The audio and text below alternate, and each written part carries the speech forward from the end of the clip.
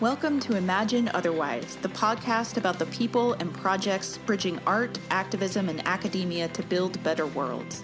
Episodes offer in-depth interviews with creators who use culture for social justice and explore the nitty-gritty work of imagining otherwise. I'm your host, Cathy Hannabach. This episode is brought to you by our new publication, Book Marketing for Academics, which teaches interdisciplinary authors how to identify and engage your book's audience, harness your unique skills and expertise, and help people use your book to make a change in the world. You can get your copy at ideasonfire.net.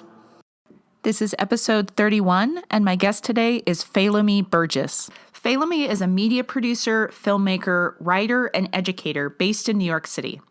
In a desire to create greater opportunities for women, people of color, and members of the LGBTQ communities to produce and deliver their content to audiences, Felami provides digital content, distribution strategies, outreach partnerships, and marketing initiatives to a diversity of independent media makers. Currently, she's the producing partner for the upcoming digital series Black Card, which we talk about in our interview. She's also the co-producer for the digital documentary series Tempo Rubato, which starts in Bogota and Medellin, Colombia, to trace the growth of Afro-Colombian jazz and culture throughout the world. In addition, she's the lead producer for the relationship and self-healing transmedia project, The Let Go. Felami was involved in marketing and distribution strategy for the 2012 Haitian music documentary When the Drum is Beating, which premiered on PBS's Independent Lens series. In addition to her work as a producer, Felami has worked as a contributing editor for the international magazine Afrimprint. As a writer, she's written feature stories focused on issues throughout Africa, with particular attention paid to the continent's rising impact transnationally. Felami has also taught film and media studies at Lehman College, at CUNY, as well as Temple University. And as if all of this wasn't impressive enough, Felami is tackling yet another new medium as she's completing work on her first novel, which we talk about in the interview. In addition, in this interview, we discuss her multimedia and transnational trajectory, how any class on any topic can be an opportunity to create, and why now, more than ever, we need to braid art, activism, and academia to build better worlds. Thank you so much for being with us today. I'm so happy to be here and to have the opportunity to talk to you. So let's just jump right in. You Sure. are an astoundingly prolific cultural producer, and you work in so many different mediums. And I hope we can talk about some of those today and why you're drawn to that kind of interdisciplinary multimedia work. But let's just start with your upcoming digital series. You're the producer of Black Card. Can you tell us a little bit about what that project covers? Absolutely. Black Card essentially is about asking the question, rather than answering it, of what is it that defines Blackness today? So we've all heard the expression, okay, give back your Black card, from a member of the Black community to another member for some perceived racial transgression, right? For doing something unacceptably not Black. And on the flip side of it, someone saying, okay, give this person his or her Black card, and thus granting privilege to a non-member of the Black community for doing something perceived as in sync with or having some special knowledge of how the community functions. Said better, someone non-Black who appears to be woke, or specifically culturally and politically aware. So what Black Card does is what we're doing with the show is we're seeking to explore and examine, both in a serious and satirical way, what Blackness really is, or any race for that matter, because, what is race essentially but a social construction wrapped in historical garments. So it's a digital series. Is it kind of organized around television episodes? Is it more filmic? How is it actually structured? Sure. It's actually more filmic. So the first season, which we're about to roll out, hopefully in the next few months, there are 6 episodes. There was a Black Card film, which premiered on HBO in the spring of last year. It was part of a series of Black-centric, diverse film content that HBO released, and Black Card was part of that whole series. And now we're just continuing the storyline, expanding that story world online, digitally. So we're still in negotiations. We're in conversations with Brick TV right now in terms of how we want to release that content. Are we doing a Vimeo release? Are we doing something specifically through Brick itself? So that's something that's still being discussed and worked out. Nice. So you've also produced a number of other media projects, and producing seems to be one of your many, but one of your kind of favorite genres or mediums to work in. So you've worked on things like Tempo Rubato, The Let Go. What draws you to producing as a way to create? Well, quite frankly, lack of opportunity.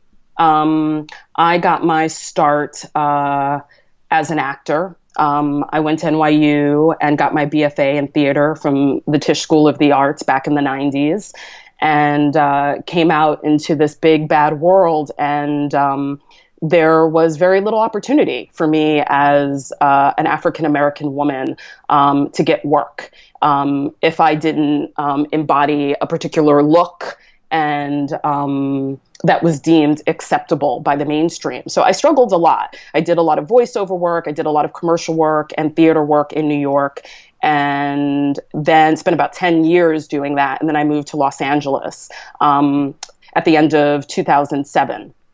Right before the wonderful recession that hit in 2008. So I went through a seismic shift in terms of what I needed to do next as an artist. And instead of waiting for the phone to ring and waiting for the opportunities to be presented to me, it became very apparent that I needed to create those opportunities. So I did. I started a production company in Los Angeles with a business partner, just creating our own content, supporting the content of diverse media makers. And I also started doing some work with the Human Rights Watch when I was in Los Angeles, and really thought that film was the medium that I wanted to focus on most initially in terms of as a form of expression. So with that, I let go of my production company, moved back east to New York, decided to go to graduate school, get my master's, focus on documentary. And I just felt like it really, because of the changes, especially with digital, that was really the opportunity for people of color, for women, for LGBTQ individuals to have their voices heard. And I also wanted to support that movement. So that's how I got into producing and why I'm still in it. Nice. A lot of what you're saying about kind of the way that opportunities are radically unevenly distributed in mainstream media production reminds me a lot of a previous episode of this podcast in which Amarjean Christian, who runs Open TV, was talking about. That's one of the big kind of reasons why he started Open TV, was he was just finding all of this amazing content and all of this amazing work that women and people of color in particular are producing, queer and trans people of color more specifically, yet just doesn't get picked up by mainstream distribution channels. Yeah. And in a way, I think that's, although it's not a positive, these communities and individuals are, really captaining their own ships and taking the reins and saying, okay, if you don't want to produce our content, not only are we going to produce it and then distribute it ourselves, we have control of the content that's being produced. So instead of having to kowtow to, sit in we've all been, if you're a producer or a writer or any kind of artist, you at some point, if you've been lucky, have been inside a room where you've had to pitch your idea. And then you've been very fortunate if the suits in the room immediately say, love it, don't make any changes, we want to produce it just as is. That never happens. Sounds like academia, right? That never happens. Academia as well. Exactly. Maybe you want to, re-examine the curriculum and maybe not use this book. It's very much the same in terms of the content that diverse people create. So I think that being able to say, okay, this is what I'm making, and this is exactly the way I want to make it, and these are the people I want to work with, and this is what I want to say, and not having to bend and twist to make it acceptable to the masses and to the mainstream. I think is much preferred, to be honest. It's a bigger fight to in terms of funding, especially to lay brick. Talking about brick TV, lay brick on top of brick to build that house, but you have more control of the structure. And the content that actually gets produced is better, right? Because you don't have those kinds of the same kind of constraints. Absolutely. And speaking about, diversity of people creating and diversity of content. Yeah. I mean, there's something for everyone, which is what we want, right? We want a more inclusive, not just a world where we're all represented and heard. But within these communities, people have different things to say. I mean, if you're a lesbian Indian woman, you might have a very different story than the woman down the street who is also a lesbian Indian woman. So I want to hear that. I want to hear both those stories and perspectives. Your emphasis on diversifying not just representations or the content, what we actually see on screen or hear in terms of audio, but also diversifying in terms of who gets to make media, who gets to make cultural productions. It seems to be a strong theme across all of your various projects and your various work. For instance, you're working on a new collaborative project, right? The TenFold Gaming Initiative, which also addresses that impetus to diversify producing or creating. Can you tell us a little bit about that initiative? Yeah. So me and my producing partner by the name of Tony Drennan, who's also the writer of Black Card, the film and the series, he and I started talking. Well, he teaches at a school. Well, he mentors and teaches at a school in East New York. And quickly it became apparent to him that there were all these Black and Latino students who have a real desire for multimedia work, specifically gaming. And that's a space that they've traditionally been left out of. So we started talking about, well, what is a way, how can we do something and open up this world to these young people? So we created this initiative called the TenFold Gaming Initiative, and it offers esports and gaming opportunities to high school students with the aims of emboldening and giving them confidence, enhancing their communication skills. It fosters their gaming and design and coding skills, and just has them feel part of a community that they otherwise don't feel like they would be a part of or have access to. So yeah, that's what that's about.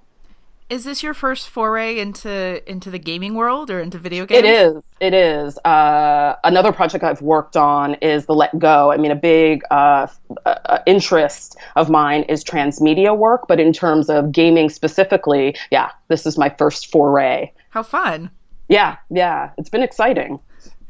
Speaking of new genres, because you have so many of them, which is just phenomenal. Keeps me busy. A little too busy, but it's good. There are drawbacks, but yeah, the creativity, exactly. Man, you can't beat that. So you're working on your first novel, right? I am. What's that like? It's been challenging to find the time. It's been 3 years in the making. And I mean, very much these very issues and topics that we've been talking about thus far is something that my novel explores in the narrative sense. So my novel explores many things, but primarily the polarities of race, time, distance, and memory. And as for race, I explore the polarities of what it means to be white and what it means to be Black in America. And with regard to time, I examine history versus present day. And for distance, the ideological distances between America's North and South. And finally, with regard to memory, what and how we remember versus what is true and real. And is there any such thing as realness beyond our relationship with our past and present experiences, right? So all of this is explored through the narrative of a Black woman in present day and her mother who became a murder victim in the 1980s. And the mother's story is told from the position of the past. And the novel also examines the issue of mass incarceration of Black men in America and how this systematically has continued separation within Black families. Sounds like an ambitious project. Yeah, a lot of going on there. Yeah. Does it have a provisional title yet? Yet. Does it have a provisional title yet? It does not. That's okay. Yeah. That's the least of my worries right now. Exactly. Yeah. Yeah. That can come last. Yeah, exactly. I'm curious, given your work across all these different mediums, and you're also a scholar, which we'll talk about more in a minute, but has there been a favorite? Like, have you found that one particular medium lends itself to questions on a particular topic, or another medium, gets your creative juices going more interestingly? Sure. I would definitely say writing, and in another life, acting. Because again, I find when I'm writing and found when I was acting, the engagement with the work is so deeply personal. And then there is a kind of artistic evolution of sorts that happens when you're deeply embedded in that process, as opposed to the experience of working on larger multi-level media projects where you're managing multiple people and layers of construction. And not to say that within the literary space that there are not multiple levels of construction, of course, but that said, the process of engagement is different. It's more of a personal experience. You can kind of just fold into yourself and just engage with the work in a different way. Not to mention that the fundraising aspects that go into getting a film or a transmedia project off the ground are just simply exhaustive and sometimes soul-sucking. Definitely. Seeking money for any kind of artistic or even scholarly endeavor, it does just kind of, it drains the life out of many a project, unfortunately. Yeah, a lot, unfortunately. Yeah, absolutely. So, in across all of your different kinds of work, you seem to emphasize a kind of transnational or global perspective, and travel seems to be a constant theme that pops up in all kinds of different ways in the specific works. But I'm curious how travel has shaped your sense of creativity. Travel to me as vital as water is needed for growth and survival. I mean, travel, like any artistic journey, be it reading a book, seeing a play, watching a film, transforms the seeker by opening her up to new cultures, people, experiences she wouldn't have otherwise had she not ventured beyond her block, her neighborhood, or her city, right? So that being said, travel has helped me to see myself and others more deeply. My 3 favorite documentaries explore that interest of mine, which is transnationalism, as you pointed out, generally, and transnational cinema more specifically. And those 3 docs are the late Chris Marker's Sans Soleil, Mona Haram's Measures of Distance, and Trinh Minh Ha's Reassemblage. And each is, completely different from the other in its significance and its ingenuity. And what was so transformative about those 3 works for me is that none of those works attempted to produce or create some definitive cultural analysis or sought to advance a political or social agenda. Rather, in varying ways, each of those films and filmmakers commented on the societies and cultures that they inhabited and sought to find meaning in their divergent connections and interactions within them. Foucault once asserted that looking is power. And I really found, like, in those 3 films, each distinctive in its style and structure, where the viewer is taken over oceans and across cultures, only to be met with a fragmentary understanding of how existing in a country not native to one's own implicitly involves looking at and perhaps seeing other people and cultures with true transparency. And I think that process of looking and examining and traveling from place to place has made me a better artist and academic. Nice.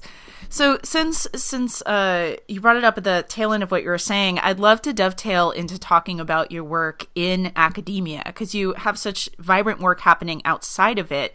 But you're also a professor, you're a scholar, and I'm curious how your creative work, your media production work, your cultural production, how does it shape what you do in the classroom, or maybe vice versa? I mean, I forge all of it and bring it into the classroom to engage with the students and to help myself grow in turn. And I have to say that, I mean, this time, it's no better time right now to be an artist, an activist, and an academic.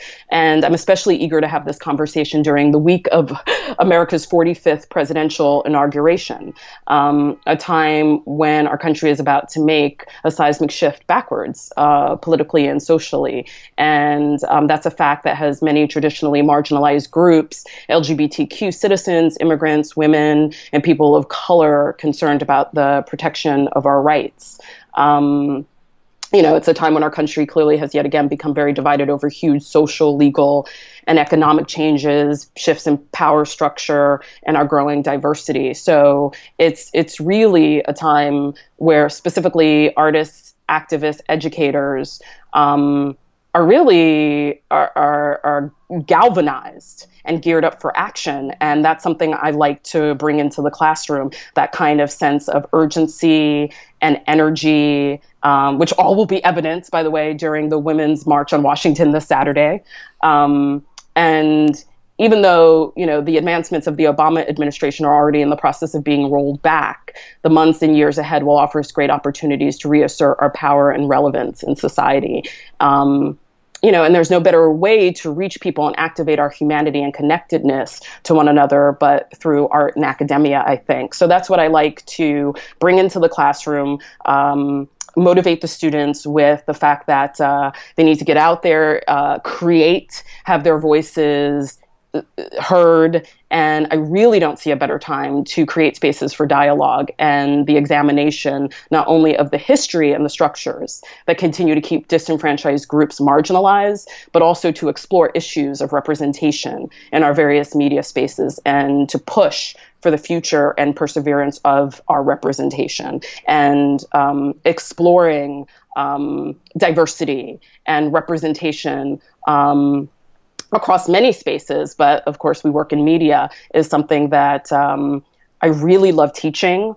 I really like talking about. I love when I'm teaching classes that are not specifically focused on representation issues. I always integrate it into the course curriculum, and it's really, really wonderful when first day will open the class lecture. We'll say, we're going to talk about issues of representation and what it's like to be an LGBTQ individual, a person of color, a woman. And I see specifically the white male students do the eye roll.